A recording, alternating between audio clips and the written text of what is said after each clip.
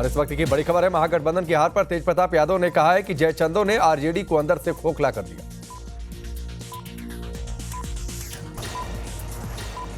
लेकिन सवाल इस बात को लेकर है कि बिहार ने तेजस्वी यादव को नकार क्यों दिया। कुछ तस्वीरें मैं आपके सामने ग्राफिक्स के जरिए रखता हूं कि आखिरकार बिहार के चुनावी नतीजों ने महागठबंधन को करारी शिकस्त क्यों ये दिख रही है, जो टैली आपकी टेलीविजन स्क्रीन पर इस हिस्से में है। तेजस्वी अपने चुनावी वादों का ब्लूप्रिंट नहीं दे पाए। तेजस्वी के बड़े वादों पर ठोस प्लान की कमी साफ तौर पर देखने को मिली, जैसे हर घर नौकरी, महिलाओं को 2,500 रुपए, 30,000 14 तारीख को 200 यूनिट मुफ्त बिजली। लेकिन करेंगे कैसे? वादे जोशीले थे लेकिन फंडिंग, टाइमलाइन, एग्जीक्यूशन कैसे होगा? प्लान जनता तक पहुंचा नहीं तो शायद जनता भरोसा नहीं कर पाई। सीट बंटवारे पर महागठबंधन में आखिरी समय तक खींचतान होती रही। पहले दौर का नॉमिनेशन खत्म हो गया, आरजेडी की आधिकारिक लिस्ट तक जारी नहीं हुई थी। फर्स्ट फेज के नॉमिनेशन के बाद तक सीट बंटवारा नहीं हो पाना महागठबंधन की एकता पर सवाल खड़ा करते रहा। तेजस्वी और लालू परिवार के खिलाफ भ्रष्टाचार के पुराने मामले, जैसे तेजस्वी और लालू परिवार पर आईआरसीटीसी घोटाले, लैंड फॉर जॉब्स जैसे आरोप फिर चले। चुनाव में एनडीए का जंगल राज वापसी का आक्रामक नैरेटिव काम कर गया। अपने पिता लालू यादव को लेकर कंफ्यूज रहे तेजस्वी कि किस तरीके से प्रोजेक्ट करना है चुनाव में कि नहीं भी करना है। तेजस्वी ने लालू की विरासत तो अपनाई लेकिन पोस्टर में उनकी छोटी तस्वीर लगाई। ये दोहरी नीति उल्टी पड़ गई क्योंकि लालू यादव तो खुद पहुंच गए प्रचार करने। प्रधानमंत्री मोदी ने गोपालगंज रैली में कहा कि तेजस्वी लालू के पाप छिपा रहे। आरजेडी के 143 उम्मीदवारों में से 52 यादव उम्मीदवारों को भी लोग कह रहे हैं कि ज्यादा टिकट दे दिया गया तो जातिवादी छवि मजबूत हो गई। यह भी एक गलत मैसेज गया। तो ये सारे फैक्टर्स जो है वो काम करते रहे। अब बिहार में शिकस्त हुई है तो हार स्वीकार करने के साथ यह भी कहा जा रहा, छोड़िए हार जीत की बात, लोकतंत्र खतरे में है। जरा सुनिए। जीत हार की बात तो छोड़ दीजिए, अब तो बात कीजिए कि डेमोक्रेसी खतरे में है।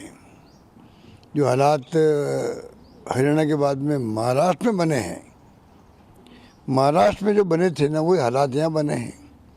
एक तरफा जीत सब पार्टियां साफ ही हो रही है और जिस रूप में ये धनबल का प्रयोग करते हैं ना, आप हम कल्पना नहीं कर सकते हैं कितने उम्मीदवारों को पैसे देते हैं, कितने पैसे बांटते हैं। कल्पना के बाहर की बात है, कल्पना के बाहर की बात है। और जिस प्रकार चुनाव आयोग इनका साथ दे रहा है, मूक दर्शक है। वोट चोरी की बात जो की, वोट चोरी का मतलब क्या? वोट चोरी का मतलब खाली लिस्टों में गड़बड़ नहीं है। अगर आप निष्पक्ष चुनाव नहीं करवाते वो भी वोट चोरी है। तो आप सुनिए, अशोक गहलोत कह रहे हैं कि हार जीत की बात छोड़िए, लोकतंत्र खतरे में। अरे कहें हार जीत की बात छोड़े। बिहार चुनाव के नतीजों पर अखिलेश यादव का भी पोस्ट आया। एनडीए के आंकड़ों को देखकर अखिलेश यादव ने सोशल मीडिया पर क्या लिखा वो आपके सामने है। बिहार में एसआईआर ने खेल किया, ये खेल यूपी में नहीं खेलने देंगे। यानी अखिलेश को अब 2027 के यूपी चुनाव की टेंशन सताने लगी है। बिहार में जो खेल एसआईआर ने किया वो पश्चिम बंगाल, तमिलनाडु, यूपी और बाकी जगहों पर नहीं हो पाएगा क्योंकि इस चुनावी साजिश का भांडाफोड़ हो चुका है। अब आगे हम ये खेल खेलने नहीं देंगे। सीसीटीवी की तरह हमारा पीपीटीवी मतलब पीडीए प्रहरी चौकन्ना रहकर भाजपाई मंसूबों को नाकाम करेगा। भाजपा दल नहीं चले तो सवाल यह कि चौकन्ना तो महागठबंधन भी बिहार के चुनाव में था। तो क्या अखिलेश यादव ये कहना चाहते हैं कि महागठबंधन चौकन्ना नहीं था, लापरवाह था? खैर ये सारी बातें हैं, लेकिन मैं डिबेट की शुरुआत करता हूं। और धर्मेंद्र यादव, पहला सवाल आपसे, क्या 27 का ट्रेलर दिख गया क्या आज? राकेश जी, सबसे पहले तो जिसके नेतृत्व में चुनाव हुआ, भारतीय जनता पार्टी का जुड़ा आयोग, ज्ञानेश कुमार जी को बधाई देनी चाहिए, वो बधाई के पात्र हैं।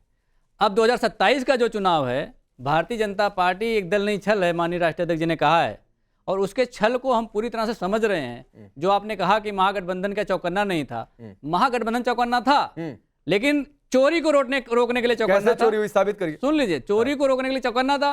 अब यहाँ डकैती हो गई। कैसे डकैती हुई? आपके मीडिया चैनल वालों ने कभी भी नहीं बताया कि 200 के पार भारतीय जनता पार्टी। अरे आप तो एग्जिट पोल में 160 170 बताया जा रहा था तो आप उसको नकार रहे थे भाई। 200 कि आ ही नहीं सकता है, जीत ही नहीं सकती है। 243 में से 204 कोई नहीं बताया था, इसका मतलब आप भी सदमे में हैं। नहीं क्यों? भारतीय जनता नहीं, हम मान रहे हैं कि हमारे अनुमान से ज्यादा है। नहीं धर्मेंद्र यादव, हम मान रहे हैं कि हमारे अनुमान से ज्यादा है। ये किसी ने, खुद बीजेपी ने नहीं सोचा होगा कि 204 का आंकड़ा एनडीए का आ जाएगा, लेकिन हो गई ओवरवेलमिंग जीत, उनको मिल गई। वो तो 160 के ऊपर अमित शाह ने हमारे इंटरव्यू में कहा था, प्रधानमंत्री मोदी ने चुनावी मंच से कहा था कि अब तक की सबसे बड़ी जीत मिलेगी। 101 सीटों पर चुनाव लड़ने वाली पार्टी को 95 प्लस पे अगर जीत मिल रही है, क्या दिक्कत है? तो जो नीट परीक्षा में पिछली बार परीक्षा करवा रहे थे, तो मुझे लगता है वही लोग भारतीय जनता पार्टी के चुनाव का मैनेजमेंट कर रहे हैं। अच्छा, 720 नंबर में 720 नंबर 20 बच्चों के आ गए मतलब थे। बिहार की जनता ऐसे ही पर भरोसा भारतीय जनता नहीं। पार्टी के जो मैनेजर हैं हाँ। चुनाव के, वो काम कर रहे हैं। मतलब बिहार की जनता पर भरोसा नहीं है। बिहार की जनता पर भरोसा है। हाँ। बिहार की जनता का आपको mandate लगता है, नहीं, आपको लगता है कि ये बिहार जो की- मैंडेट देखिए है आप- ये बिहार की जनता का नहीं है। आप बिहार की जनता का मैंडेट नहीं है ये। हाँ। बिहार की जनता का ठीक मैंडेट सर, नकारिए। अगर जनता का नहीं, मैंडेट बहुत होता, सही है। सुनिए, आप भी एक नकारिए महीने- धर्मेंद्र यादव। मेरी बात सुनिए, आप यही एक आप महीने लोगों बिहार की में कमी है, और उसके बाद आप मीडिया पर आरोप आप- लगाएंगे, आप सुनिए। जुडिशरी पर आरोप लगाएंगे, सब पर आप आरोप लगाएंगे, आप- संस्थाओं पर आरोप लगाएंगे। आप यही सुनिए आप ना। लोगों की दिक्कत है। आप पूरे 1 महीने लगभग बिहार में रहे, हाँ। आप भी अनुमान नहीं लगा पाए। भाई क्या आप मैं जनता की अनुमान नब्ज को था नहीं मेरा। पकड़ पाए? सुनिए, दो क्या टूक आप मेरा जनता की अनुमान। नब्ज को नहीं मैं पकड़ हमेशा पाए? ये कहा धर्मेंद्र यादव कि 2020 में इससे ज्यादा माहौल तेजस्वी यादव के लिए था। ये मैंने हर अपने लाइव में कहा और अपने शो में भी कहा, ये आपको पहले बता दे रहा देखिए, हूं। माहौल दूसरी बात सुन लीजिए, कि 150-150 के आसपास की बातें सभी कर रहे थे, तो वही तो मैं हमने पूछ भी रहा हूं। अपने एग्जिट पोल में कहा। वही मैं कह रहा हूं, ऐसी कौन सी एल्गोरिथम है हाँ। जो पलायन बेग भी पकड़ लिया जा करके। अच्छा। एक बेग होता है, एक पलायन बेग होता है। हाँ। 150 अंतिम आप बता रहे हैं, हाँ। उस अंतिम से भी नहीं, आगे अंतिम नहीं 204 बता रहे, हमारा और अनुमान था। 243 कुछ एग्जिट पोल ने 170 भी बता दिया, 180 तक भी पहुंच किसी ने गए। नहीं बताया, अपर कैप तो बताया था, कोई एक तो बताया होगा। क्या बात है। कोई एक तो बताया होगा। मीडिया भी नहीं बता पा नहीं, रही अवधेश जी, है, कुछ बीजेपी के 207 लोग भी नहीं बता पा रहे हैं, विपक्ष भी नहीं बता पा रहा है, तो बिहार की जनता भी नहीं अरे बता अवधेश पा जी, रही है। 207 सुना अब रहे हैं चुनाव भाई। आयोग ही बता पाएगा कि ये अवधेश काम जी कैसे हुआ 207 है। सुना रहे हैं। 200 के चुनाव ऊपर। आयोग अरे ही- भाई अरे सुनिए, आपका नंबर नहीं है अभी। एजेंसी जो चुनाव है, आयोग ही एजेंसी बता दो- पाएगा कि ये दो काम कैसे हुआ एजेंसियों है। ने और दो- इसको सुनिए, बताने वाला कोई अरे नहीं सुनिए ना, है। एक ट्रेलर सुनिए। इस बात को मोदी भी नहीं बता अरे सकता है। धर्मेंद्र यादव एक ट्रेलर सुनिए, 2 एजेंसियों का हवाला दे रहे हैं, सुनिए जरा। आप अगर पूरा देखेंगे ना तो एक एजेंसी दो खुद ही बैठे एजेंसियों ने हैं। 200 से अब ऐसा है ना कि 200 एक से एजेंसी ऊपर खुद ही ऊपर बैठे गए। हैं, बोल देंगे मैंने 204 बोला था। अरे भाई सुनिए सुनिए अभी सुनिए, अभी ये अगर बोल देंगे कि इतनी ही एजेंसी है ये, सुनिए, एक दूसरे एजेंसी को याद अगर रखेगी, आपकी तो ऐसी पार्टी एजेंसी भी की बात सुनिए, नहीं कर रहे अगर हैं। समाजवादी पार्टी भी कांग्रेस और आरजेडी की तरह ही अपना हश्र करना चाहती है तो वो आपको लिए हमारी शुभकामनाएं हैं, क्योंकि आपकी जो भाषा आप है अभी उसी आप रूप एजेंसी में की है। बात कर रहे हैं, सुनिए ना शुभकामनाएं पहले। देने लगे आप। अरे धर्मेंद्र यादव एजेंसी जी, के नाम बताइए मतलब आप। मेरी शुभकामनाएं हैं कि आप एजेंसी ऐसे का ही नाम करते बता दीजिए, रहिए। शुभकामनाएं ले लेंगे और हम जो आपका। राहुल गांधी शुभकामनाएं आज ने भारतीय जो जनता पार्टी को राहुल दीजिए। गांधी जी ने चुनाव अपने आयोग को नेतृत्व दीजिए में शुभकामनाएं। कांग्रेस को संपूर्ण रूप से नष्ट करने का अभियान शुरू किया है, आरजेडी को ले डूबे, अब समाजवादी पार्टी अगर उस रास्ते पर चलती है तो ये तो फिर लोकतंत्र को नष्ट करने के लिए बैठी है और आप बीजेपी के साथ खड़े हैं, तो आपको भी तो एक बार आत्मावलोकन करने की आवश्यकता है। आप क्यों नहीं करना चाहते आत्मावलोकन? अच्छा, वो आत्मावलोकन करें, आप ना करें, आरजेडी ना करे, कांग्रेस ना करे। राजीव जेटली, सपा कह रही है कि ये जो मैंडेट स्क्रीन पर दिख रहा है ये बिहार की जनता का नहीं है, ये आपके जुगाड़ आयोग का मैंडेट है। राकेश भाई, सबसे पहले तो समझना पड़ेगा कि आपने कहा कि इनके वायदे पर इनकी यादें भारी पड़ गई। जनता को याद आया कि वायदे छोड़िए, पहले तो हमें याद करना पड़ेगा किस तरीके की सरकार होती थी बिहार के अंदर। तो यादें ज्यादा मजबूत थी, वायदे कमजोर रह गए। यही कहीं ना कहीं आपको देखा अपने परिणामों के रूप में परिवर्तित होते हुए नजर आए। ज्यादा मजबूत थी, मुद्दे कमजोर थे। आप ये ढकने का प्रयास मत करिए जेटली साहब। अब आगे आता हूं। 24 मुद्रा ज्यादा मजबूत थी, मुद्दे कमजोर थे, ये बात मान सकता हूं मैं आपकी। तरीका नहीं है ये, इसीलिए आपका ये हर्ष हुआ है जिस तरीके से आप बीच में बोल रहे हैं ना। आप बोलते रहे, मैं चुपचाप सुनता रहा। अब देखिए फिगर देखिए, उसके बाद तो चुप रहिए कम से कम। अब आपको उन्होंने ट्रेनिंग देके भेजा है। अब आप ये मारिए मुझे। अरे वही तो बता रहे हैं, सुन लीजिए धर्मेंद्र यादव, 27 में समय है, सुन लीजिए थोड़ा सा। मैं ये कह रहा हूं कि वायदों के ऊपर यादें भारी पड़ गई और आप ये सोचिए कि प्रवक्ताओं को ट्रेनिंग देके भेजा है कि अब 24 सीटों की लड़ाई लड़िएगा।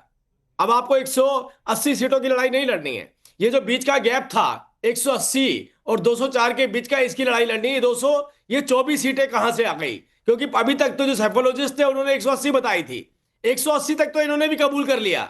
अब 24 को लेकर के कश्मे है कि अब 24 के ऊपर कहां पर डिबेट लेकर के जाए। अगर ये बात ना होती तो कैसे बोलते कि आगे जी इतनी तो सीटें आपने दिखाई थी एग्जिट पोल के अंदर, ये 24 कैसे आ गई फालतू? तो ये देखिए, ये अपने आप में दर्शा रहा है कि ये तैयार थे कि सीटें तो इनकी नहीं आने वाली हैं, अब लड़ाई सिर्फ 24 सीटों की रहने वाली है।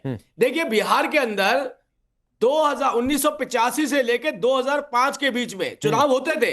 ये चुनाव आयोग के ऊपर उंगली उठा रहे हैं। कम से कम 1000 बार मतदान केंद्रों के ऊपर दोबारा चुनाव करवाने पड़े। 1000 से ऊपर जो है वहां पर घटनाएं हुई, आगजनी की, हत्याओं की। ये था चुनाव इनके वक्त के अंदर। और इतना पीसफुल चुनाव, देश के प्रधानमंत्री जहां पर भी गए वहां पर वोट परसेंटेज बढ़ता चला गया। वहां की जनता बाहर निकली, वहां के बच्चों ने, माताओं ने अपने बच्चों के लिए वोट किया, पिता ने अपने बच्चों के लिए वोट किया और बच्चे ने अपने भविष्य के लिए वोट किया।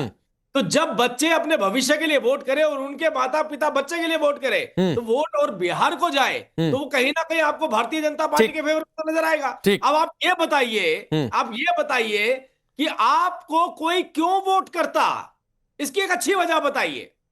एक भी इतिहास में ऐसा रिकॉर्ड निकाल के दीजिए जिसमें आप कहिए कि क्योंकि हमने ये काम किए थे इसलिए हमें वोट किया जाना चाहिए था। ठीक। तो वायदे या यादें, इन दोनों के बीच का कंपैरिजन आपको करना पड़ेगा। ठीक है। सारिका पासवान जो बात राजीव जेटली कह रहे हैं, आप लोगों को नहीं कन्विंस कर पाए, तेजस्वी यादव नहीं कन्विंस कर पाए कि उनके नेतृत्व को वोट क्यों मिलना चाहिए। वोट मिला नहीं। अब तक इस सबसे बुरी हार है सिर्फ 33। तेजस्वी यादव लंबे दौर में पिछड़ने के बाद जीत गए आखिरकार, लेकिन महागठबंधन खुद उनकी पार्टी बुरी तरह से चुनाव हार रही है।